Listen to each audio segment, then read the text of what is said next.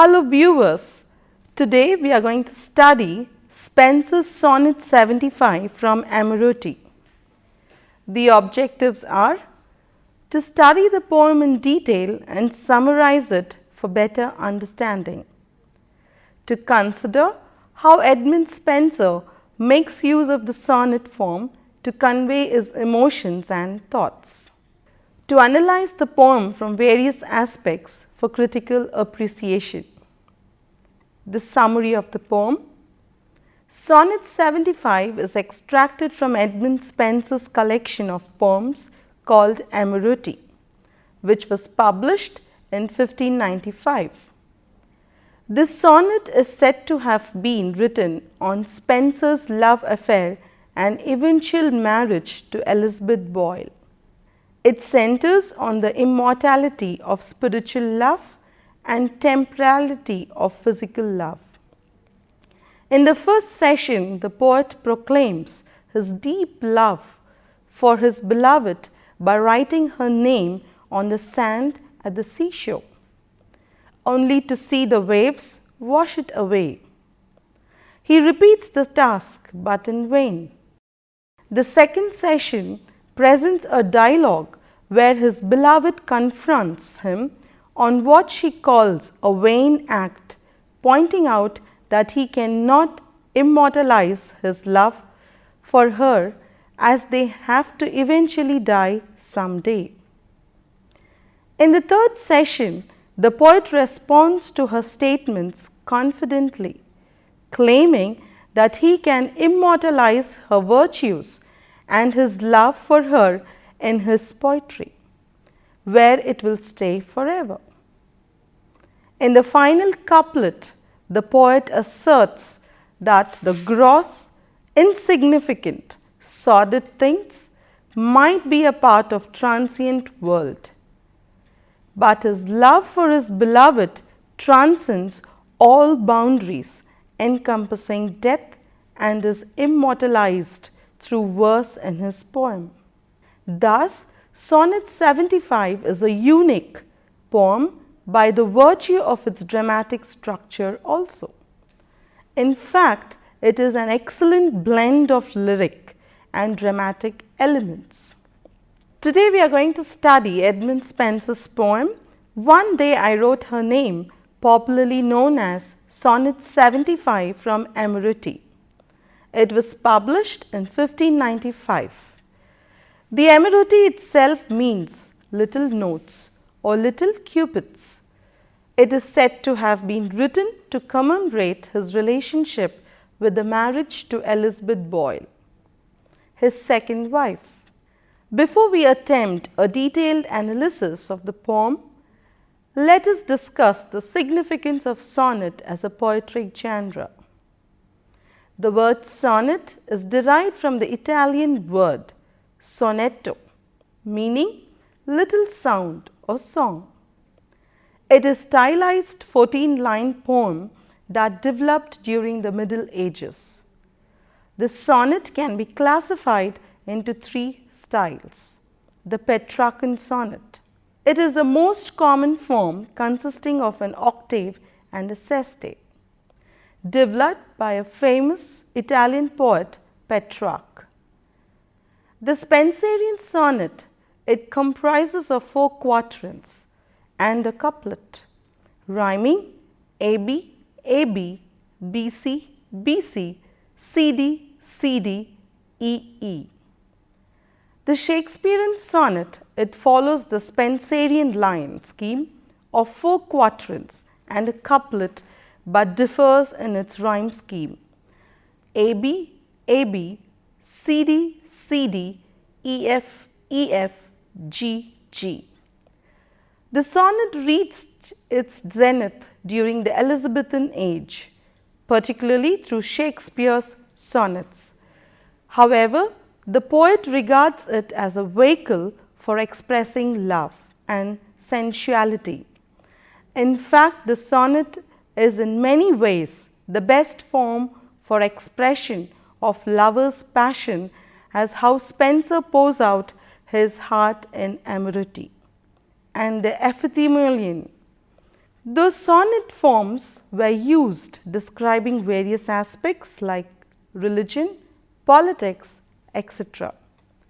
Like Donne's Holy Sonnet, Miltonic sonnet, but its excellence can be found in love poetry. Traditionally, love sonnets were usually written by men communicating their love for unattainable women and displaying courtly love. However, Spenser's Sonnet 75 from the Amoretti sequence breaks the conventional love poetry in many ways and challenges the usual pessimistic look at the love to give it a buoyant look by adding a vowed intent to immortalizing their subjects. The poem is interesting because it has universality and self-reverence.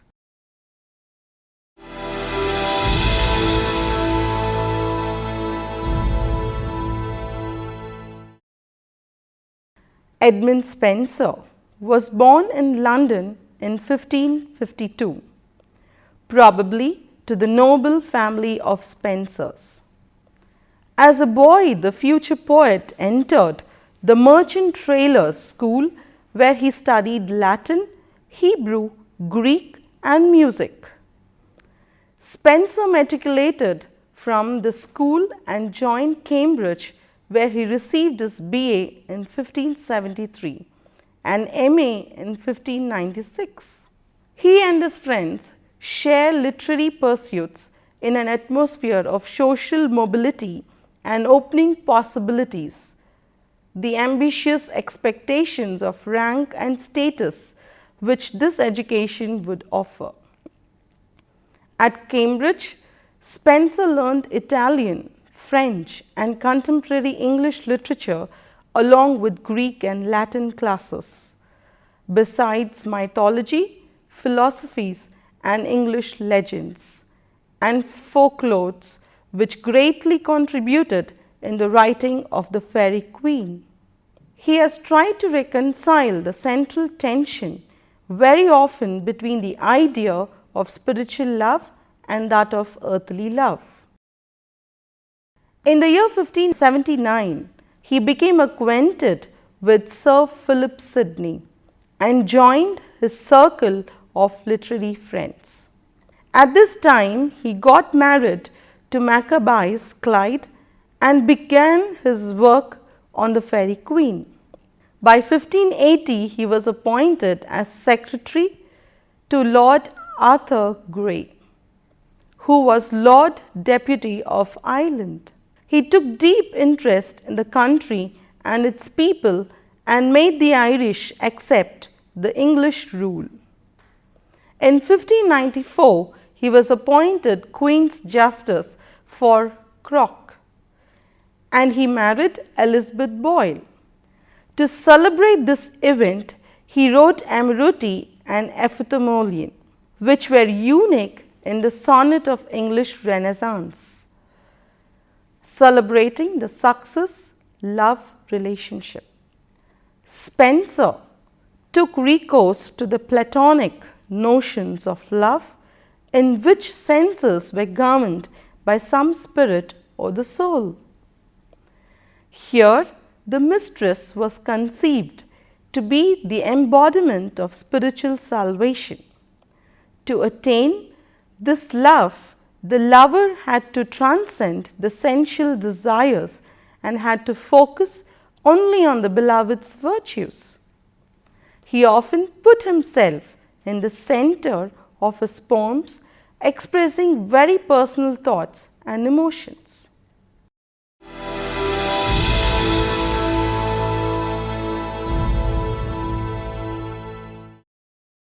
Spenser's Amoretti is a finest specimen of Elizabethan sonnets, which is addressed to Elizabeth Boyle, whom Spenser marries later. Thus, his is the Amoretti, a saga of love without sin or remorse, its changing fortune and the sighs of the lover until lies accomplished and final joy. Though we do not find in Spenser's sonnet Sidney's unquietness or Shakespeare's complaint against his mistress. His sonnet number 75 highlights a traditional question of transience and permanence. The sonnet seems to be about the poet's attempts to immortalize the love of his life. Spenser starts the poem with a quatrain, recalling an incident that could have happened any summer day at the seaside. In the first session, Spenser and his lover are walking along the seashore with a general situation, but Spenser handles it in such a way to make it intimately personal.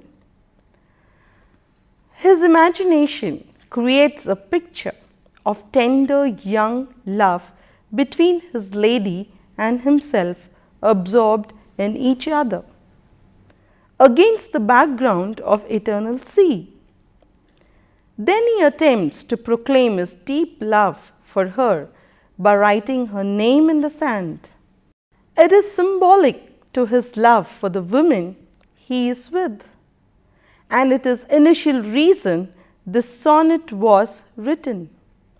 He wants the name to be permanent to prove his eternal love for her, but unfortunately it was washed away by the waves.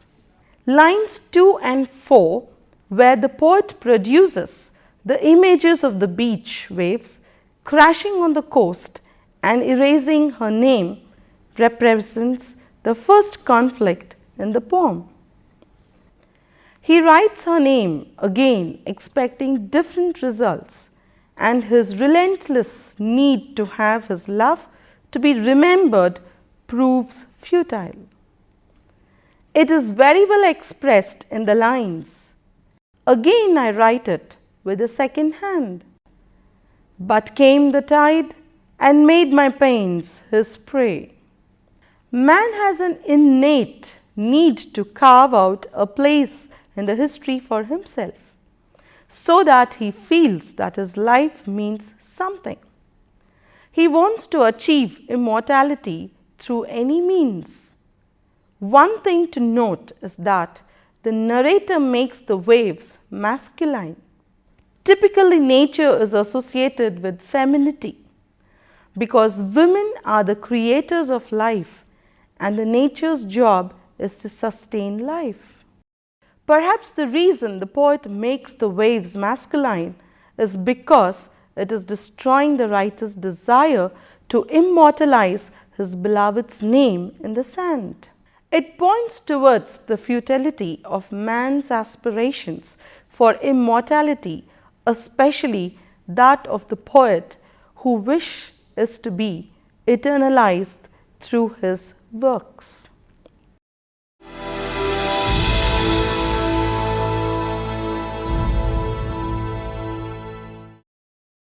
In the second quatrain, the poet presents a dialogue between him and his beloved, which states that the poet's lover did not have the confidence in his efforts of trying to immortalize his love towards her. In fact, it describes the woman's reaction to man's charming attempt to immortalize her. So his lady love raises an argument and tells him that he is working in vain to make something immortal that is not meant to be so. Further, she wants him to know that his actions were only futile and that there is nothing he could do to control the immortality of their love, because immortality itself does not exist and mortal things inevitably fade from history, and no one can prevent it. The lady is disdainful at the thought of being perished by the time, and it is wonderfully presented in the lines, "For I myself shall like to this decay, and irk my name be wiped out likewise." Thus she presents herself as a thoughtful and pragmatic woman aware of the mortal limitations, and not only meant for her partner to accept the cruel and harsh realities of life, that nothing can last forever.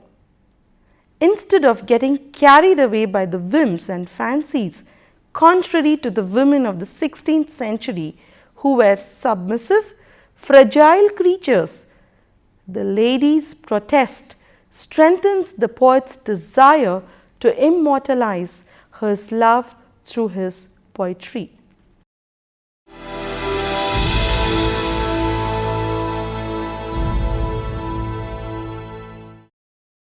The next quatrain represents a turning point in the poem. Despite the fact of the poet's beloved discouraging him, he never did give up. Instead, with firm conviction, declares that his love shall triumph over death and live ever true. Being romantic and idealistic, the poet asserts that love is ephemeral and transcends all boundaries, and his love for his beloved will be eternally remembered in his poem and his verse. The last rhyming couplet is meant to sum up the poem, presenting its theme by comparing the eternalness of love and inevitably of death to the brevity of life and humanity, and also that death cannot extinguish love. It will live on and it will be renewed every time the sonnet is read. These words can never die, thus their love will never die.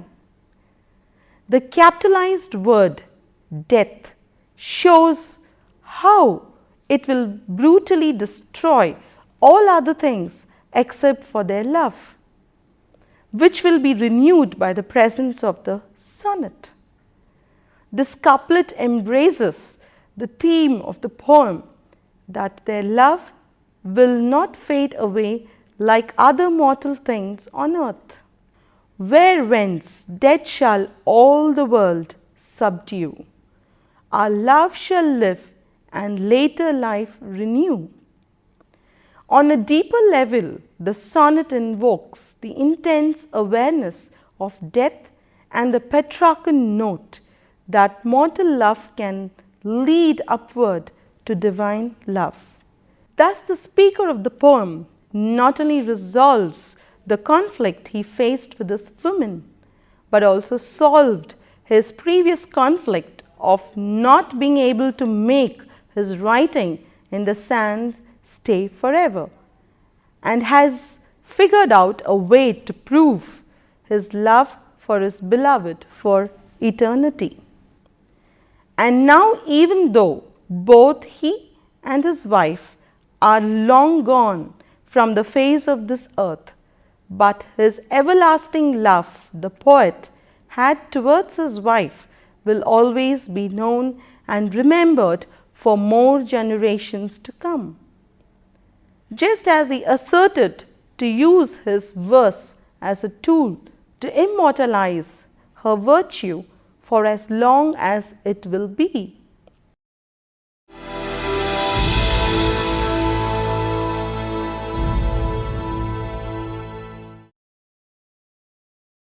Let's look at the symbols and images, the rhyme form and the meter the speaker sets forth in this poem.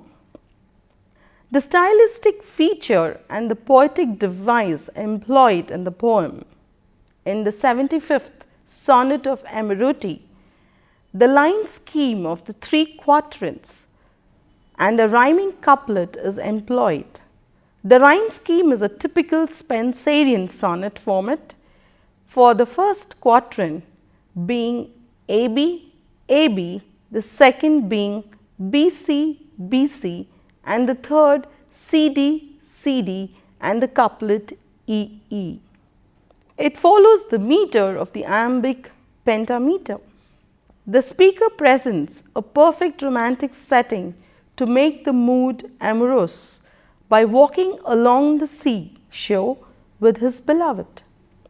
The first quatrain has a narrative feeling to it because of the beginning. One day I wrote her name. The second quatrain starts with a dialogue by his beloved.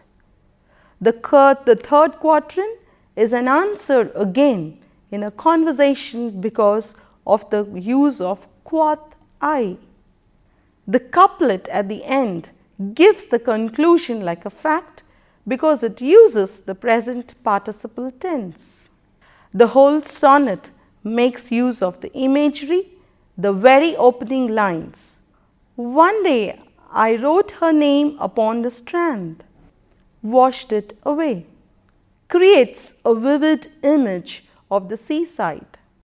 Other excerpts from the sonnet that produces a visual effect are decay, wiped out, die in dust, and in the heavens write your glorious name.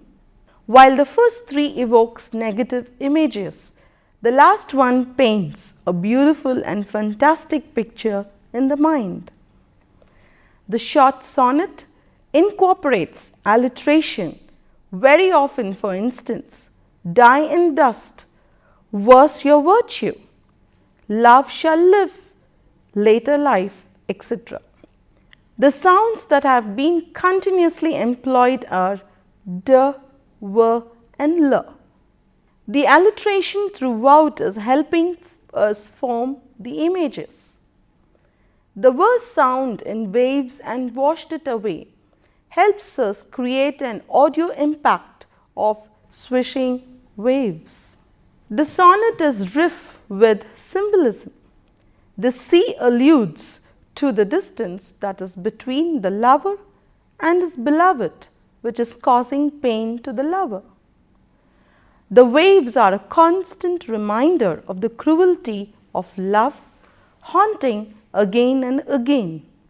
It also signifies time, which erases the name by water, signifying the transient nature of human life. The seaside is symbolic of a peaceful and comfortable place where the lover unreservedly expresses himself. Personification is another important element in the sonnet. The sea or the waves are given human qualities. It washed and made my pains his pay. Washing and praying are inflicting pain upon someone are human qualities.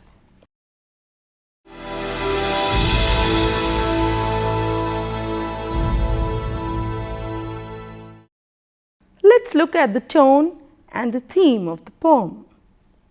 Appropriating Petrarch, Spenser differs from conventional love sonnets and found new deviations by pushing original standards to newer boundaries. Spenser is known as a poet's poet for his delight in the pure artistry of his craft. His pictorial images, sensuous description, and linguistic richness combines to establish him as one of the greatest English poets. With his different approach to the love sonnet, the unattainable married mistress becomes the woman who is free and with whom the poet's erotic nature can be aroused without dishonor. Thus, Amoretti sequence was dedicated to the woman he won. The theme that Spenser employs in this sonnet is that of preservation, of love through words, that one can achieve immortality through literature. In the verse whereas death shall all the world subdue, our love shall live and later life renew. He shows that once death devours them, their love will be reborn again when new generations read this poem. thus it carries out a discussion on the problem of time and transient world and the permanency of love. En route writing poetry of magnum opus. The tone of the poem is conversational, and the vigorous exchange between the poet and his beloved, with the sea being the serene and peaceful background, transforms the poem into a miniature drama. But nowhere is the lyrical grace missing. By examining and analyzing this sonnet, one understands that the concept of love relates to immortalization, as it is portrayed in the whole Amoretti sequence. Through a genius consummation of passion, recovery and persistence of the self, intense awareness of death and immortalized love, Spenser invokes 16th century matters which tries to delineate a new kind of married love. I hope, viewers, you have enjoyed this poem. I hope you have understood the style, the tone and the theme that the author uses. Thank you and see you in the next class.